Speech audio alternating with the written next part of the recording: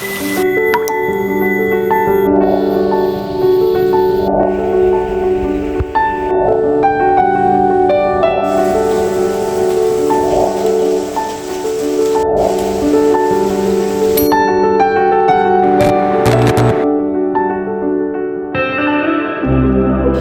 sebelum kita masuk lebih dalam lagi ke dalam video kali ini, aku pengen tanya dulu deh, teman-teman pernah nggak sih mengalami suatu tahap kehidupan di mana masalah itu datang bertubi-tubi dan teman-teman bingung sumber masalah ini tuh dari mana sih? Kok kayaknya masalah ini tuh nggak selesai-selesai sama sekali? Nah, perlu kita ketahui nih, ternyata semua masalah dalam kehidupan kita itu nggak selalu bersumber dari lingkungan kita atau mungkin orang lain. Ternyata kadang-kadang sumber masalah itu muncul karena diri kita sendiri. Oleh karena itu, saya Jarel Timothy Haryanto akan menjelaskan tentang kedewasaan.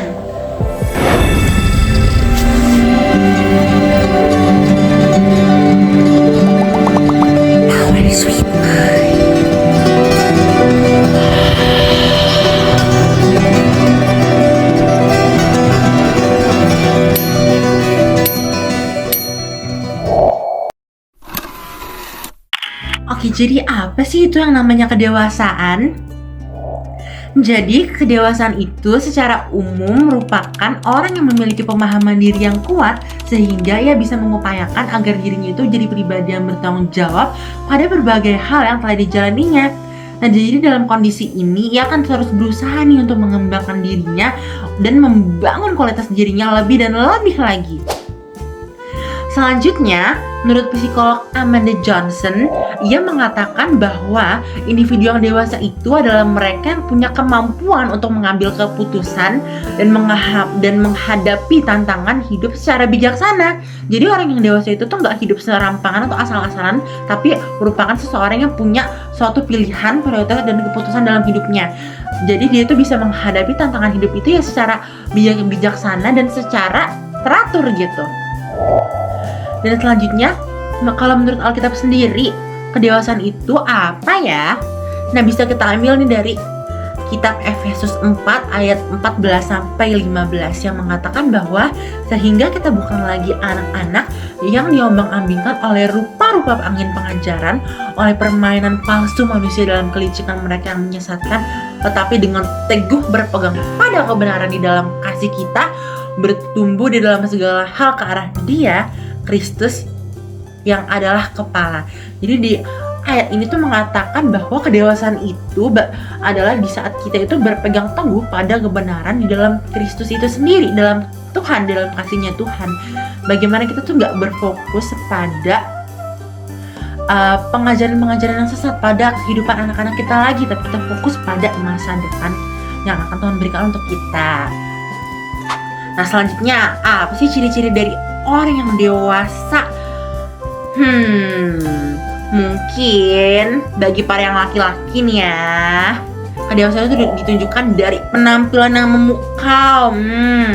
Nah, selanjutnya dari punya koneksi yang luas, punya banyak kenalan, punya banyak teman-teman yang hits dan hots. Dan selanjutnya kedewasaan itu ditunjukkan dengan punya tubuh yang indah, punya tubuh yang proporsional, jiwa raga yang sehat. Dan selanjutnya bagi yang perempuan nih, ayo jujur, kedewasaan itu ditunjukkan dari hal yang dipakai, karena hal yang dipakai itu merupakan hal yang utama.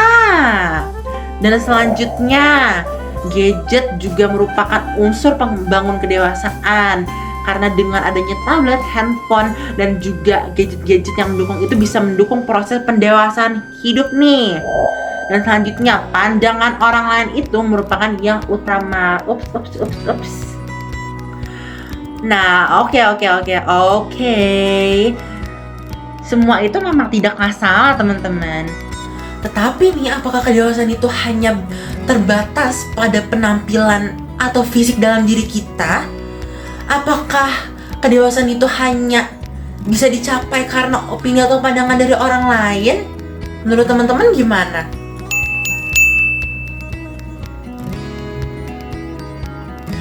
Nah, bener banget. Jadi, kedewasaan itu tidak hanya terbatas pada hal-hal tersebut.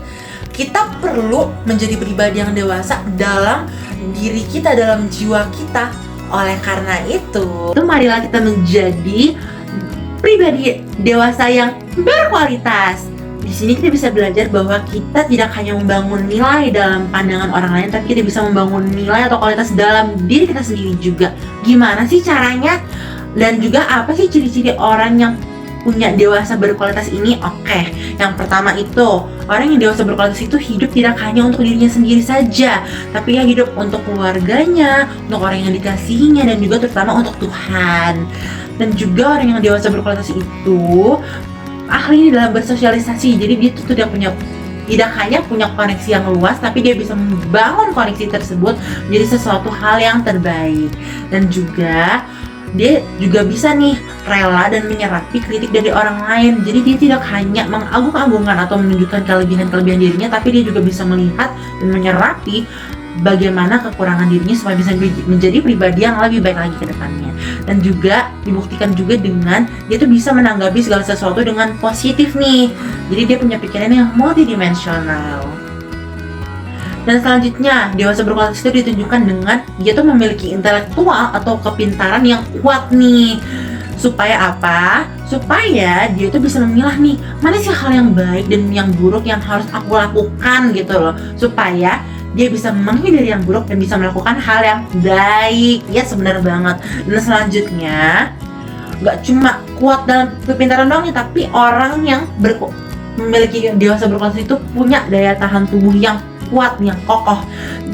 Misalnya dengan memiliki pola makan yang bergizi seimbang, dan juga memiliki pembagian waktu yang efektif nih. Karena dengan hal ini dia bisa membagi waktu dia, kapan dia harus bekerja, kapan dia harus bermain, kapan dia harus istirahat. Dan supaya, kenapa sih dia harus melakukan pembagian waktu yang efektif ini? Supaya apa? Supaya dia punya pola tidur atau istirahat yang cukup nih. Jadi di saat ia sudah bekerja dengan maksimal, ia juga bisa punya istirahat yang maksimal juga gitu. Dan selanjutnya, orang yang dewasa berkualitas itu juga pastinya memiliki spiritual yang sehat nih. Misalnya dengan apa? Misalnya dengan menyerahkan diri dan bergantung pada Tuhan. Dan juga dia tetap berkomunikasi nih dengan Tuhan melalui doa. Jadi dia tidak hanya berkomunikasi dengan orang lain atau berfokus pada dirinya sendiri, tapi dia juga fokus nih membangun relasi dengan Tuhan. Dan juga dia juga hidup nih melalui firman-firmannya, melalui firman-firman Tuhan, supaya hidupnya itu bisa menjadi hidup yang bernilai dan bisa menjadi kembali bagi nama Tuhan. Nah, selanjutnya, kenapa sih kita harus melakukan semua hal itu? Karena supaya kita tuh bisa punya jalan hidup yang berdasarkan visi misinya Tuhan, berdasarkan apa yang Tuhan mau dalam kehidupan kita. Karena di saat kita hidup hanya untuk visi kita sendiri, kita nggak punya garis finishnya yang sesuai dengan apa yang Tuhan mau. Dan selanjutnya, bagaimana sih cara kita mempertahankan kedewasaan hidup kita? Kan kita sudah tahu nih ciri-ciri atau bagaimana sih cara kita mencapai kedewasaan hidup. Gimana sih cara kita mempertahankannya? Nah, inilah cara-caranya. Yang pertama, kita itu harus konsisten menyelesaikan apa yang sudah kita mulai. Jadi kita bisa nih bertanggung jawab atas segala hal yang sudah kita kerjakan gitu. Dan yang kedua, kita tuh juga fokus pada solusinya nih, dan peka pada masalah. Kenapa kita harus fokus pada solusi? Supaya kita nggak mengeluh atau berfokus pada masalahnya, tapi kita juga harus peka nih sama masalah, supaya kita nggak mengulang kesalahan-kesalahan yang sudah kita lakukan, supaya kita bisa memperbaiki diri kita lebih gitu. Dan selanjutnya, yang ketiga, kita bisa buat target atau to-do list, atau membuat visi atau tujuan saat memulai hal yang baru. Supaya apa? Supaya kita dalam kehidupan kita tuh bisa gak hanya melakukan hal-hal yang repetitif, tapi kita bisa melakukan hal-hal yang baru, yang membawa dampak lebih dalam kehidupan kita. Dan selanjutnya, kita juga harus tetap aktif nih bersosialisasi dengan orang yang kita percaya. Kadang di saat tubuh kita lelah, saat kita mencoba untuk tetap menjadi pribadi yang profesional dan dewasa, kita juga perlu loh untuk ngomong dan bercerita sama orang lain. Supaya apa? Supaya kita punya pribadi yang terbuka sama orang lain. Dan juga kita juga harus sediakan waktu nih untuk healing dan refleksi diri. Nah ini penting banget ya teman-teman, karena waktu untuk healing itu waktu dimana kita itu bisa mengisi kembali kekuatan-kekuatan dalam diri kita yang telah hilang. Dan juga kenapa kita perlu refleksi diri, supaya kita bisa memperbaiki segala macam kesalahan-kesalahan yang telah kita lakukan sebelumnya, supaya bisa menjadi pribadi yang baru dan bisa menjadi pribadi yang mau terus belajar. Dan selanjutnya, yang paling penting nih, kita harus ingat dan lakukan segala kebaikan yang Tuhan sudah berikan untuk kita. Supaya apa? Di saat kita merasa diri kita itu gak berguna, di saat kita itu merasa kok kayaknya kita gak menghasilkan apa-apa ya, kita harus ingat nih segala kebaikan yang Tuhan sudah berikan untuk kita. Supaya apa? Supaya itu bisa menjadi motivasi dalam hidup kita. Oh, Tuhan udah baik dalam kehidupan saya, oleh karena itu saya harus bisa baik sama Tuhan lebih dengan memanfaatkan dan juga dengan mengambil segala kesempatan yang Tuhan sudah berikan untuk kita.